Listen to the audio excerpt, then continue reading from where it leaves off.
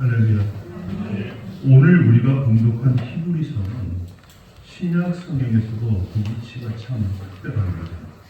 왜냐하면 이 히브리서에는 예수님을 구주로 영접한 유대인 성도들을 위해서 구약의 율법과 각종 제사 제도들이 어떻게 예수 그리스도를 통해서 완성되었는지를 가르쳐주게 되었습니다. 그렇다 보니까 히브리서에는 다른 신약 성경들보다 구약에 나온 구절이나 제사 제도에 대해서 많이 언급을 해요. 그래서 히브리서를 갖다가 다른 말로 신약의 레위기라고 합니다. 자, 오늘 공독한 본문 앞절인 앞인 4장 14절을 보면 이런 말씀이 나옵니다.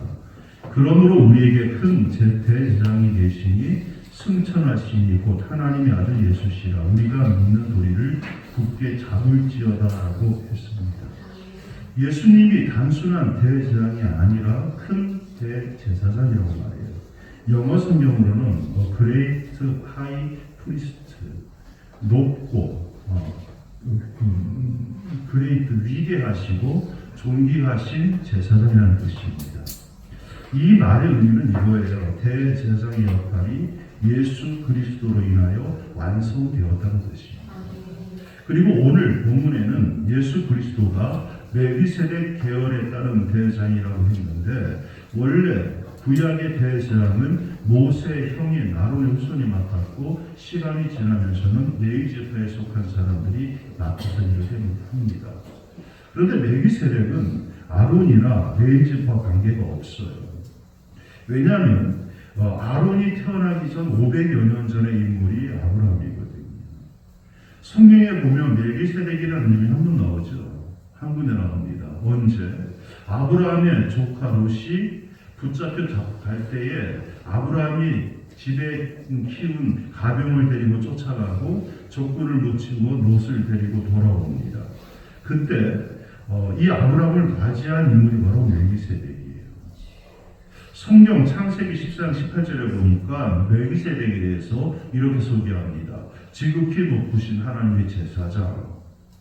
멜기세덱이 하나님을 축복했고 아브라함은 노예물 중에서 10분의 1을 멜기세덱에게 줍니다. 지금 히브리서 기자는 예수님이 아론이나 레위를 통해 아니라 멜기세덱처럼 특별한 위치에서 대제사장 역할을 한다는 사실을 분명히 가르쳐주고 있는 거죠. 자, 그러면 여쭤보겠습니다. 대제사장이 해야 되는 가장 중요한 역할은 뭘까요? 대제사장이 하는 중요한 역할. 대제사장이라는 말은 뭐라고 했어요? 다리라고 했죠. 원래 의미가. 그러니까 하나님과 사람 사이를 연결하는 다리. 이게 제사장의 의미예요. 자, 그러면 대제사장은 뭘 해야 될까요? 하나님과 이스라엘 사이에 끊어진 관계를 회복시켜주는 거. 그럼 그 회복시켜주는 방법이 뭐죠? 속죄 제사, 번제지요. 제사장들이 하는 것은 뭐냐면 소나 양이나 비둘기 같은 것들을 잡아서 번제를 드림으로 그들의 죄를 속하고 하나님 관계를 회복시켜주는 역할이 가장 중요한 역할이라는 거예요. 자, 그런데 예수님께서 중요한 것은 그건데 구약의 이 유대인들이 이 속죄 제사를 가장 중요한 종교식으로 여긴 이유는 뭐가 있냐 그러면 자신들과 하나님의 관계를 돌아보는 데서 시작됩니다. 창조주이신 하나님께서 세상을 선하게 창조하셨습니다. 그리고 모든 생명들에게 복을 주시고 세상에 충만하라고 복을 주셨죠. 특별히 하나님은 당신의 형상대로 사람을 남자와 여자로 만드시고 세상의 모든 것을 다스리라고 말씀하십니다. 하나님께서 모든 것을 다 창조하시고 난 다음에 마지막 하신 말씀이 뭡니까? 보시기에 심히 좋았더라. 하나님께서 창조 후에 보신 세상은 심히 좋은 것이었습니다. 그런데 하나님의 창조 의도와는 다르게 점점 세상은 심히 좋지 않은 것으로 흘러가기 시작합니다. 이유가 어디 있습니까? 하나님의 뜻을 저버린 죄 때문에 이런 문제가 생겼다는 거죠. 근데 문제는 그 죄를 어떻게든 해결해 보려고 아무리 애를 써도 죄가 없어지지 않는 거예요. 그리고 깨닫게 되죠. 우리는 죄의 문제를 해결할 수 있는 능력이 없다. 그리고 그 문제를 해결할 수 없다는 사실을 알고 난 다음에 유일한 해결책은 이 죄의 용서는 나로부터가 아니라 하나님부터가 있는 사실을 알게 됩니다. 그리고 그 방법이 뭐냐? 하나님을 주신 속죄 제사를 드리는 것이었습니다. 자, 여쭤보겠습니다. 그러면 속죄 제사는 오늘 첨단 과학 문명시대를 살아가는 우리에게 필요하지 않습니까? 저는 그렇게 생각하지 않습니다. 2000년 전의 사람들보다 오늘 우리가 더 영적으로 깨끗하다는 증거가 없다는 거예요. 물질적으로 잘 산다는 거, 풍요하다는 거, 혹은 더 많은 지식을 가지고 있다는 거, 그것이 증거가 되지 못한다는 거예요. 서구의 화려한 물질 문명에 지친 사람들이 모든 면에서 불편하고 열악한 생활 환경에 가득 기다리고 있는 인도 같은 열악한 환경을 스스로 찾아가서 묘가와 명상을 하는 이유가 무엇이겠습니까? 겉모습은 화려하고 거대해졌지만은 속마음은 여전히 영원한 안식처를 찾지 못함으로 평안을 누리고 있지 못하고 방황하고 있다는 증거가 아니겠습니까? 따라서 저는 오늘도 여전히 하나님과의 관계를 회복시키는 속죄 제사는 필요하다라고 말씀드리겠습니다. 하나님과의 바른 관계 속에서만 인간이 인간답게 살아갈 수 있는 힘을 공급할 수 있게 된 것입니다. 자, 그러면 속죄 제사가 무엇인가를 알기 위해서는 뭐 해야 됩니까? 죄가 무엇인가를 알아야 되겠죠. 죄가 뭡니까? 사람에게 물어보면 학생들은 그렇게 말할 거예요. 학칙 어기는 게 죄입니다. 그렇죠? 군인에게는 군법 위반하는 게 죄입니다. 우리에게는 뭐예요? 대한민국 헌법, 법률 어기는 것이 죄입니다. 그런데 성경이 말하는 죄는 여기와 차원이 다릅니다. 지금 우리의 삶을 지배하고 있는 법이라는 것은 죄의 뿌리를 해결하지 못한다는 사실이에요. 법이 아무리 잘 갖춰지고 최첨단의 21세기 문명사회라 할지라도 죄는 점점 우리 힘을 더 크게 확장시키고 있다는 사실이 그것을 확인시켜 줍니다. 그러면 성경에서 말하는 죄는 뭘까? 삶에 있어서 잘못된 방향 설정, 이걸 죄라고 말합니다.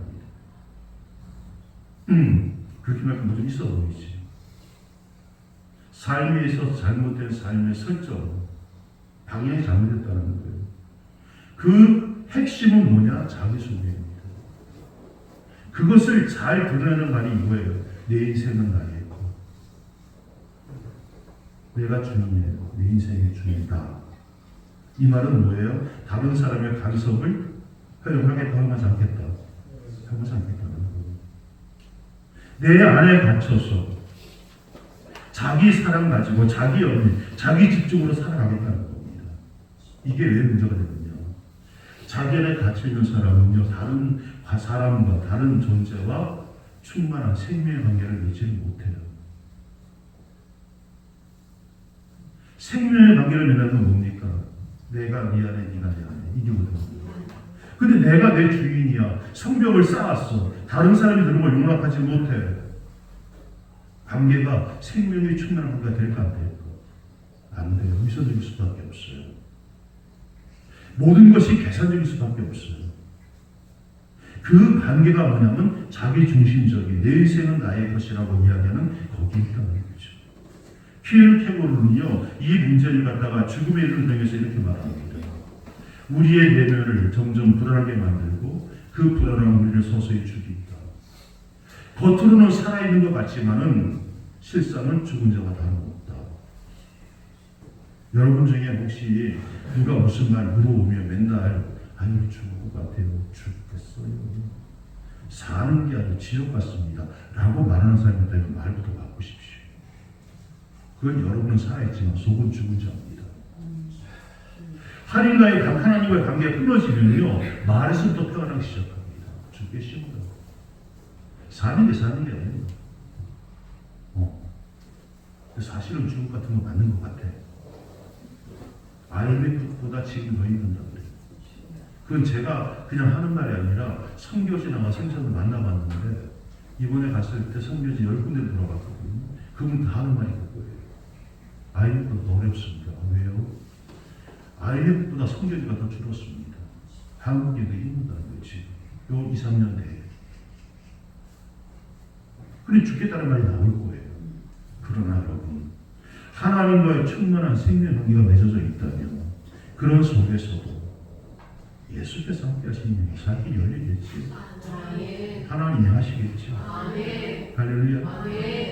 근데 요즘 내가 보다가 죄송합니다. 손녀 얘기하면 마음 내놔야 되는데 마음 없습니다. 그냥 하겠습니다. 매일 사진이 올라와. 보면서 어제 문득 그런 생각이 드는 거예요. 야, 얘 얼굴이 세상에 가장 편한 얼굴이다. 걱정이 하나도 없어. 아니, 걔가 사는 세상은 내가 사는 세상은 다릅니까? 지금 똑같지. 그럼 내가 살면서 먹고 사는 문제, 앞으로 문제 여러 가지 고민하면 걔도 해야 될 거 아니야. 근데 걔는 왜 안 해? 엄마의, 아빠의 전폭적인 지지와 보호가 있다는 거예요. 그럼 내게는 그게 없냐? 있어. 내가 하나님 아버지가 부르는 하나님의 천지를 창조하신 그분의 전폭적인 지지와 보호가 있어. 근데 나는 왜 걱정 의심하는 거예요? 걔는 그냥 100% 믿어. 100% 믿어. 우리는 뭐예요? 믿는다면서 의심하는 거예요. 이게 차이더라고요. 하나님을 아버지가 불렀으면 아버지 대접합시다. 아버지 대접 뭐예요? 문제를 가서 이야기하고 해주세요 했으면 믿고 맡기는 거. 근데 얼마나 능력이 있다고 앉아서 붓고 울면서 기도한다면 그리고 하나님 이건 안 될 것 같습니다. 그렇죠? 그리고 싸두고 내려온단 말이에요. 이게 문제란 말이에요. 여러분, 죄와 불안 문제는요, 생존 방식과 밀접한 관계가 있어요. 어떻게 사느냐. 그래서 벗어나기가 힘든 거예요, 사실. 왜냐하면 내가 다른 생명체를 먹어야 살잖아요. 없을 때는 걔네도 한번 먹었잖아. 그게 뭐냐면 생존 방식의 문제라는 거예요. 아주 옛날에는 수렵과 채집의 방식으로 먹고 살았는데 지금 가축을 사육하고 농경함으로 먹고 삽니다. 살려면 다른 생명체를 먹어야 돼요. 먹지 않으면 죽습니다. 근데 현재 문제, 현대사회에서는 이런 문제가 단순히 먹고 사는 문제가 아니라 부익부, 빈익부도 나타나고 있다는 사실이에요. 부익부, 빈익부. 자원은 정해져 있습니다. 가진 사람들이 더 가지려고 하니까 어떻게 해야 돼요? 타임은 정해져 있는데 가진 사람이 더 가지려니까 어떻게 해야 돼요? 다른 사람을 뺏어야 되잖아요. 그러니까 있는 사람은 점점 부유해지고 없는 사람은 점점 가난해지는 일이 벌어지는 거예요. 국가에서도 마찬가지예요. 부자 나라가 더 부자가 되려고 가난한 나라의 자원을 뺏어갑니다. 그래서 결국 어떻게 됩니까? 결과는 모두의 위기가 나타난다는 거예요. 지금 소말리아 해적 말 많지요. 우리나라도 그때 왜 해가지고 연연해 했잖아 그거. 응? 소말리아를 욕하잖아요. 멀쩡한 놈들이 일할 사람 먹지 말고 안 먹고 살고 해적지에서 먹고 산다. 근데 소말리아 해적의 역사를 보면 참 슬퍼요. 왜냐하면 소말리아가 내전이 일어납니다. 서로 나라 차지하기도 저렇게 총싸움하고 난리가 나는 거예요. 그러면서 정부는 무정부 상태가 된 거지. 그러면서 소말리아가요 바다를 굉장히 맑히고 있습니다. 어자원이 굉장히 풍족한 나라예요. 그래서 위에서는 지들끼리 누가 뭐 올려 그러면서 총싸움할 때 일반 국민들은요 그냥 바다에 가서 물고기 잡고 살았어요. 근데 정부가 무정부다 보니까 국민을 못 지키다 보니까 다른 나라에서 들어와서 아주 그물로 싹쓸이를 하는 거예요. 먹을 게 없습니다. 그리고 전쟁하는 우리 대가리들이 죄송합니다. 이런 건 안 되는데 아주 머리를 맞고 보느라고 수준 문제인데 하여튼 그것들이 무기 살 돈이 없으니까 뭐냐면 외국의 부자 나라에서 돈을 받고 산업 폐기물을 그 바다에 버리도록 허락을 해줍니다. 바다가 오염되기 시작합니다. 싹 쓸어가지요. 바다 오염돼서 물고기 다 떠나지요. 그 물을 갖다가 수산을 삼는 사람들이 피부병이 오고 각종 질병이 오고 암까지 걸리기 시작합니다. 그래서 그들이 뭘 만드냐 그러면 자기들을 스스로 보호할 수 있는 해안 자치 경비대를 만들어요. 그러나 옆에 나라에서 온 불법 어선을 붙잡았는데 얘들이 풀려나는 조건으로 돈을 많이 줬어. 소문이 퍼져 안 퍼져? 이게 돈 되네. 그때부터 어민들, 해안 자치 경비대들이요. 이게 해석이 되기 시작한 거예요. 자, 보세요. 예전이라면 한두 사람으로 문제로 끝날 일들이 이제는 전 지구적인 문제로 번져가고 있다는 사실이에요. 그 가운데 인간들의 욕망은 끝도 모르고 거기서 갑니다. 이게 지금 우리가 사는 현실이라는 거예요. 우리를 구원할 길은 어디에 있습니까? 우리는 우리를 잘 살게 해주고 일상이 평안해지기 원해서 국회의원을 뽑고 거기에 걸맞는 대우를 해줍니다. 국회의원 한 명당요 9명의 보좌관을 붙여줍니다. 1년이면요 수당을 뺀 연봉만 1억 2천을 줍니다. 한 달 월급이 1,000만 원입니다. 그리고 거기에 대회에서 국회의원이 우리를 구원해 줄 거라고 생각하는 사람은 없어요.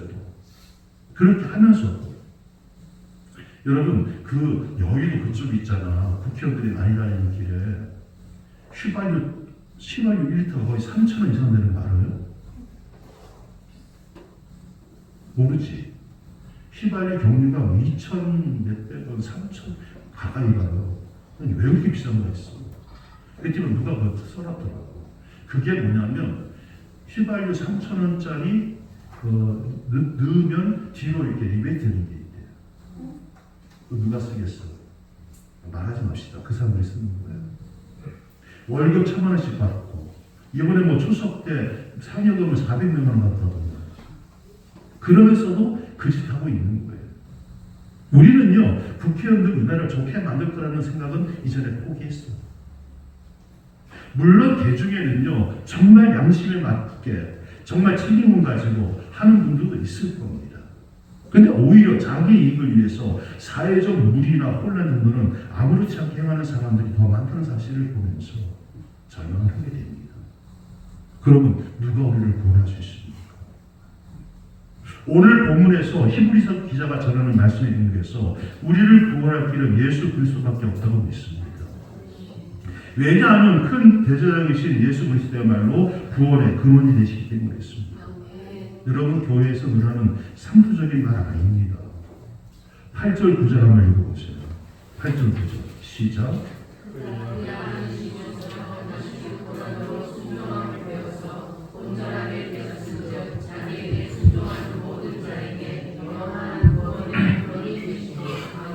아멘. 이 말은 하나님의 아들이신 예수 그리스도가 구원의 뿌리가 되다는 말이에요. 시작이라는 거예요. 구원은 속죄를 말합니다.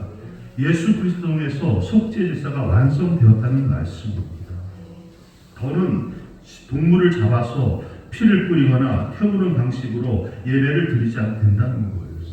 우리는 하나님께 영광을 바치는 방식으로 예배를 드립니다. 이미 예수 그리스도의 십자가를 통해서 단번에 속죄 받았으니 그 속죄 받은 것에 대한 영광을 하나님께 드리는 것이 우리의 예배라는 거예요.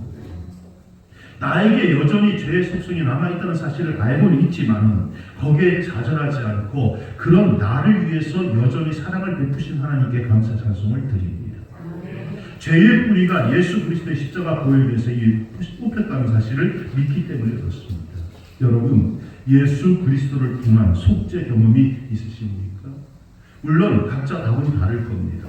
그러나 오늘 말씀을 들으면서 여러분에게 예수 그리스도 통한 속죄 경험이 있습니까? 라는 질문에 그렇다라고 말할 수 있는 그런 시간이 되기를 바랍니다. 예수 그리스도가 구원의 근원이 된 이유는 그가 온전하게 되었기 때문이다라고 이야기합니다. 온전하다, 퍼펙트라는 말은 뭐예요? 하나님과 하나가 되었다는 거예요. 예수님은 원래 하나님의 아들이시니까 하나님과 하나 되었다는 것이 이상하게 들리긴 합니다. 그러나 여러분 하나님의 아들이라고 해서 당연하게 하나님 하나 되는 거 아닙니다. 자, 여러분 이 말씀 잘 다시 들으세요.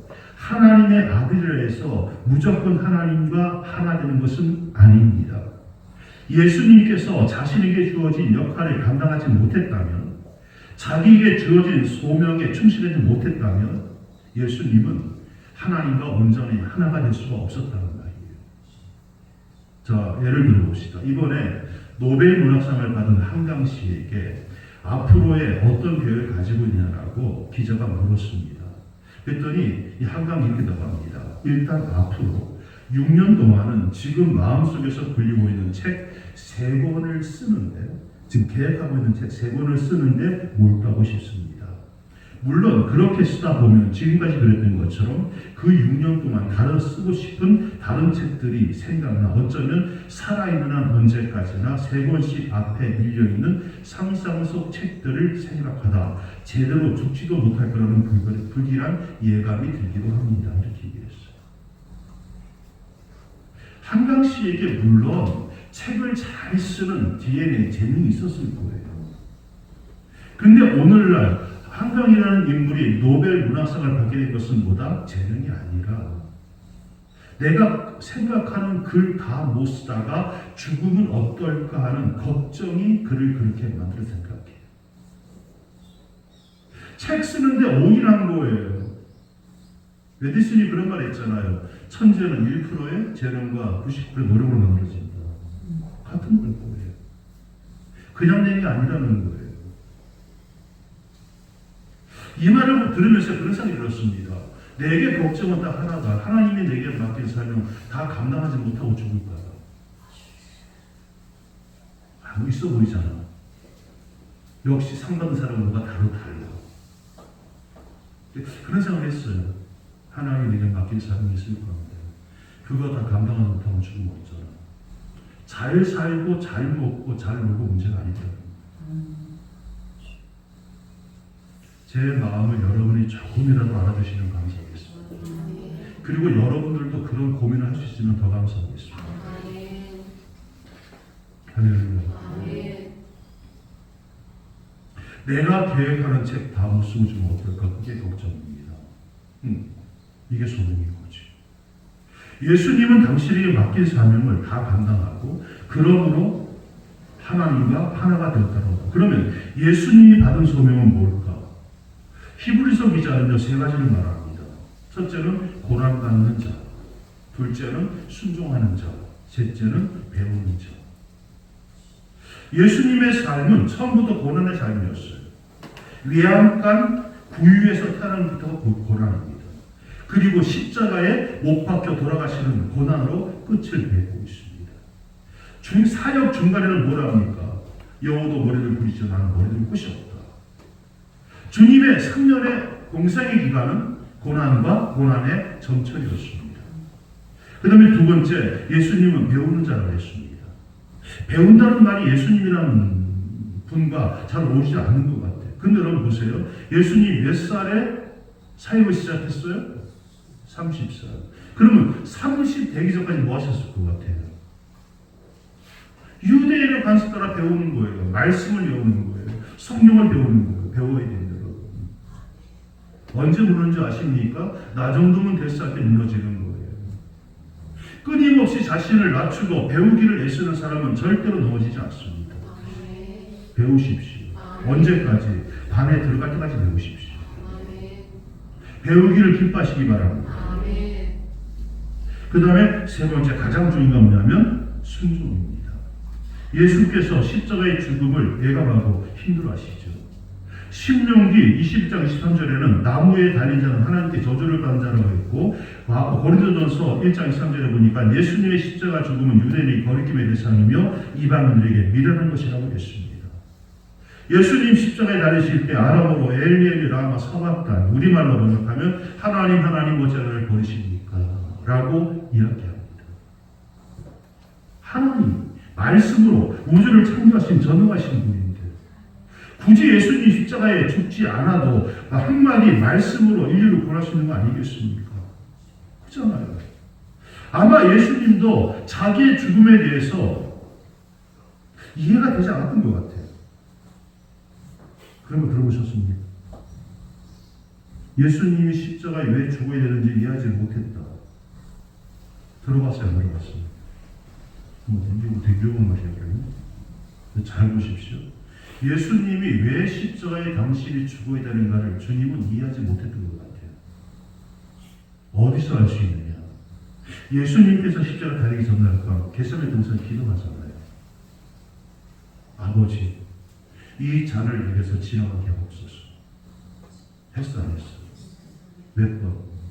2번. 세 번째 노래 지나가게 하옵소서. 그러나 내 뜻대로 마시고 앞에 가옵소서. 앞에 2번은 하나님의 십자가 계획에 대해서 주님이 이해했다는 건 못했다는 거예요. 이해 못했다는 거예요. 이해가 안 되니까 지나게 되는 거예요. 이해가 안 되는데 세 번째 기도 때는 뭐라 그래요? 내 뜻대로 마시고 하는 대로 하옵소서. 이해가 안 돼요. 그러나 말씀대로 제가 순종하겠습니다. 이 말이거든. 예수님이 이 땅에 오실 때 주님께서는요, 당신이 십자가에 죽을 거라는 것을 생각도 하지 않았을 것 같아요. 저는 그런 생각이 들어요. 예수님께서 왜 이 문제를 갖다가 이해하지 못했을까? 먼저 예수님과 하나님 관계를 생각해 보면 예수님이 하나님을 아빠, 아버지라고 부릅니다. 절대적으로 신뢰한다는 거예요. 그런데 아버지가 아들을 십자가에 못 박아 죽이니까 이해가 안 되는 거죠. 예수님께서 공생애를 시작하시고 난 다음에 예수님의 사역을 통해서 병든 자가 고침을 받았고 귀신이 쫓겨나고 죽은 자가 살아났습니다. 예수님의 사역을 통해서 하나님의 나라가 지금 실제적으로 확장되고 있는 게 보여지는 거예요. 그렇죠? 한 번 설교할 때 2만 명, 3만 명씩 모이니까 지금 눈에 보이게 지금 나라가 주의 복음이 선포되고 증거되고 있잖아요. 그런데 주님이 지금 십자가에 못 박아 죽는다는 것은 지금까지 주님이 했던 모든 사역이 뭐예요? 부정당하는 거예요. 나는 죽도록 했는데 어느 날 나타나서 하는 말이 네가 한 거 아니야. 그거 잘못됐어. 이 말 똑같은 거지. 그러니까 주님이 십자가 죽음에 대해서 거부할 수밖에 없었을 거예요. 인정하지 못했을 거예요. 왜? 자신의 존재와 인생 전체가 부정당하는 사건이었기 때문에. 그렇기 때문에 예수님은 이런저런 이유를 대고라도 거부할 수가 있었을 겁니다. 그런데 어떻게 예수님은 그 십자가 길을 걸어갑니까? 딱 이유는 하나예요. 하나님의 사랑하심과 계획을 믿고 있었기 때문에. 나는 이해가 안 돼. 왜 내게 이런 일이 생겨? 나는 이해가 안 돼. 왜 내가 이걸 해야 돼? 하나님의 계획이 거기 있다면 가는 것이 맞다는 거예요. 이해가 되지 않아요. 자신의 믿음이 무너지는 운명까지 받아들인 순종, 그 순종을 통해서 인류 구원의 길이 열렸습니다. 할렐루야. 예수님의 십자가 죽으셨다면 우리에게 구원은 없잖아요. 이해가 되지 않았지만 하나님의 계획을 믿고 나갔더니 십자가에 달려 돌아가셨더니 그때 인류 구원의 길이 열렸다는 거예요. 여러분 순종이라는 말 사람을 좋아하지 않습니다. 내 순종이라 하지만은요 별로 안 좋아요. 왜 그래요? 순종이란 말은 내 생각과 내 계획이 부정당하는 느낌이 들 때는 그렇습니다. 그러나 혹시 그들이 영적이고 거룩한 권위를 경외보지 않았기 때문에 그런 생각하는 것은 아닐까 하는 생각을 해봅니다. 절대적인 대상을 경험한 사람에게는요 순종이 따라올 수밖에 없습니다. 제가 여러분에게 확실히 말씀드릴 수 있는 것은 여러분이 거룩한 부르심에 순종하지 않고 자기 주관에 따라서 자기 마음대로 평생을 살아간다 해도 순종이 어떤 것인지를 깨닫는 결정적 순간이 반드시 올 거라는 거예요. 없으면 언제? 임종의 순간에 그렇게 깨달을 겁니다. 그때는 이미 늦어요. 그래서 여러분에게 간절히 부탁드리는 것은 그 죽음의 순간 이르기 전에 하루라도 빨리 순종하는 것이 지혜로울 뿐만 아니라 충만한 삶을 누리는 비밀이라는 사실을 말씀드립니다. 멜기세덱의 단열에 따른 대제사장 예수 그리스도 사람이 아닙니다. 하나님의 뜻에 따라 하나님의 계획에 하나님의 확률에 따라서 주어진 예수 그리스도 그분만이 큰 대제사장. 그에게 순종하는 사람은 실제로 그를 실제로 사랑하는 사람은 죄를 용서받습니다. 자유를 얻습니다. 왜요? 예수님이 그 사람에게 영원한 구원의 뿌리가 되게 된 것입니다. 이 히브리서 말씀이 가르치는 이 말씀 안으로 여러분이 들어오는 순간 여러분은 새로운 차원의 삶을 알게 될 겁니다. 지난주에 박윤길 목사님하고 이렇게 만나서 얘기하면서 그 이야기를 야 히브리서 내가 봤더니만 읽었더니만 야 대단히 잘 썼더라. 그래서 내가 웃었어요. 뭔 헛소리야. 성경 못 쓴 거 다 잘 썼지. 그랬더니 나 특별하더라. 특별하면서 요즘 이제 히브리서 다시 보시나 봐. 근데 이게요 그분이 10년 전 20년 전 다 쓸 거야. 근데 지금 들어보니까 또 다른 게 보이더라는 거지. 그래서 난 뭔지 알아보고 요즘 내가 그렇거든. 히브리서가 그런 거예요. 근데 누가 썼는지도 모르겠어. 사도 바울 썼다? 사도 바울 글책은 문체하고는 그리 또 달랐거든. 내용이. 쓰는 방식이 있잖아. 단어 같은 게. 누가 썼는지는 모르겠어. 근데 분명한 거는 히브리서는 구약에서 유대인들로 살던 사람들이 예수를 아는 비밀에서 쓴 거라는 거예요. 오늘 우리가 아는 예수를 다시 한번 볼 수 있는 그런 책이 될 것이다. 그래서 히브리서를 여러분 한번 깊이 있게 묵상해 보시길 바랍니다. 보기 전에 뭐하라? 기도하라. 성령이 임하셔야지 말씀 깨닫습니다. 자, 말씀 마칩니다. 오늘 새로운 삶이 주는 큰 기쁨과 온전히 거하는 거기서 천국의 기쁨을 맛보는 여러분 되시길 주의 기도하겠습니다.